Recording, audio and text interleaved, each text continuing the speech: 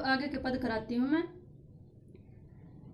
दो बात कही दो बात सुनी, कुछ हंसे और कुछ रोए, चक्कर सुख दुख के घूंटों को हम एक भाव से पिए चले। दीवाने कहते हैं कि जब हम इस संसार में लोगों से मिलते हैं तो दो बात अपनी कहते हैं और दो बात उनकी सुनते हैं। कुछ हंसे और कुछ रोए। हंसी के क्षणों में हंसते हैं, अर्थात अपनी मतवाली बातें बनाकर बताकर और उनकी अच्छे सुख दुख उनके सुख की बातें सुनकर हंसते हैं। फिर कुछ रोए और उनके दुखों को सुनकर हमारी आंखों में भी आंसू आ जाते हैं। अर्थात उस समय हमारा देश गुलाम है और गुलामी का समय कैसा होता है, किस तरह से लोगों को अभावों का जीवन जीना पड़ता है, उस क्षण को याद करके हमारी आंखों में भी आंसू आ जाते हैं। छक्कर सुख दुख के घूंटों को जी भर के हम सुख और दुख आपस में बांटते हैं। हम एक भाव से पिए चले, लेकिन सबके साथ एक भाव में समानता का भाव करते हैं। अमीर गरीब अपना पराया का भाव हम किसी के साथ नहीं रखते, अर्थात समान भाव से हम संसार के लोगों की बात सुनते हैं और जी भर के उनके सुख दुख में हाथ बटाते हैं। हम भिखमंगों की दुनिया में स्वच्छंद लुटाकर प्यार चले। कवि यहाँ भिखमंगे अपने ही देश को कह रहा है, क्योंकि उस समय हमारे देशवासी अभाव की जिंदगी जी रहे थे, अर्थात हमारे देश में बहुत गरीबी थी। और दूसरा अर्थ यह भी है कि भाई संसार के लोग जो क्रांतिकारी हैं उन्हीं से अपेक्षा करते हैं, लेकिन उनके प्रति अपनी स्वतंत्र भावना नहीं लुटाते, अर्थात उनको कम ही सहयोग देते हैं। इसलिए दीवाने कहते हैं कि हम भिखमंगों की दुनिया में इस दुनिया में स्वच्छंद लुटाकर अपना प्यार स्वतंत्रता पूर्वक लुटाते हैं, अर्थात हम किसी के साथ भेदभाव नहीं करते। हम एक निशानी सी उर पर ले असफलता का भार चले। कवि कहता है कि बस हमारे मन में एक यही दुख रह जाता है कि भाई हम तो देश को स्वतंत्र करा जाएंगे, लेकिन उस स्वतंत्रता प्राप्ति का फल हम नहीं भोग पाएंगे, अर्थात हम उस स्वतंत्रता से अनभिज्ञ रह जाएंगे, अछूते रह जाएंगे और यह समाज उसका लाभ उठाएगा। हम अपनी देश की आज़ादी को देख नहीं पाएंगे। यही असफलता का भार हमारे मन में रह जाता है, हृदय में रह जाता है। अब अपना और पराया क्या?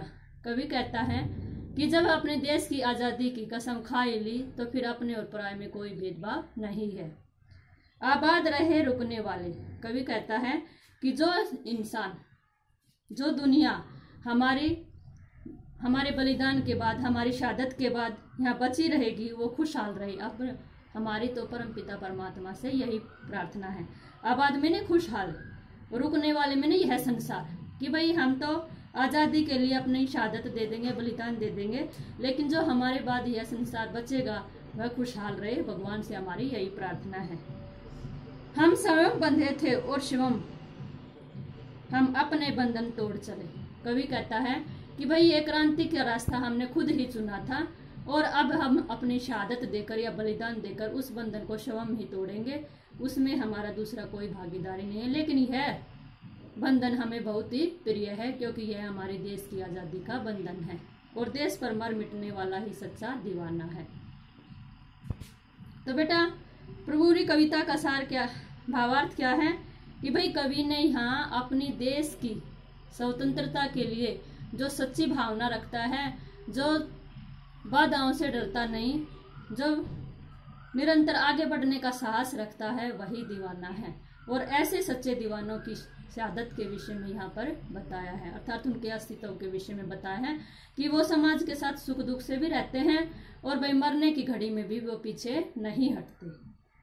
तो ये थी इसका भावार्थ। अब मैं इसके प्रश्न उत्तर आपको बताती हूँ कविता से, कविता के शीर्षक से, यानी कि दीवानों की हस्ती के शीर्षक से इसके प्रश्न उत्तर हैं। पहला प्रश्न है, कवि ने अपने आने को उल्लास और जाने को आंसू बनकर बह जाना क्यों कहा है? तो बेटा इसका आसान सा है, उल्लास मीने खुशी और आंसू मीने दुख। कि भाई कवि जब अपने घर पर आता है तो उसके आते ही घर में खुशी का माहौल या वातावरण बन जाता है, लेकिन जब उनका बुलावा आता है, अर्थात उन्हें दोबारा से बुलाया जाता है और वो जाते हैं, तो उनके जाने के समय उनके परिवार वाले और रिश्तेदारों की आंखों में आंसू आ जाते हैं, अर्थात उस समय उनके घर में दुख का माहौल बन जाता है। दूसरा प्रश्न है, भिखमंगों की दुनिया में बेरोक प्यार लुटाने वाला कवि ऐसा क्यों कहता है कि वह अपने हृदय पर असफलता का एक निशान बाहर की तरह लेकर जा रहा है? क्या वह निराश है या प्रसन्न है? तो कवि प्रस्तुत पंक्ति के माध्यम से बताना चाहता है कि वह प्रसन्न है, लेकिन बस उसके मन में एक यही थोड़ा सा दुख है कि भाई वो देश को तो स्वतंत्र करा जाएंगे, लेकिन उस स्वतंत्रता प्राप्ति का क्षण वह स्वयं नहीं भोग पाएंगे, अर्थात उसका उन्हें हमेशा दुख रहेगा। बस इतनी सी बात ही लेखक को दुखी कर रही है, नहीं तो बाकी वो देश को स्वतंत्र कराने के लिए तैयार हैं। कविता में ऐसी कौन सी बात है जो आपको सबसे अच्छी लगी? तो बेटा इसका सही उत्तर है कि भाई कविता में हमें दीवानों की अस्तित्व या दीवानों का अस्तित्व सबसे अच्छी बात लगी, क्योंकि दीवाने अपने देश की आज़ादी के लिए, अपने देश के लिए अपने देश के सम्मान के लिए कुछ भी करने के लिए तैयार हैं।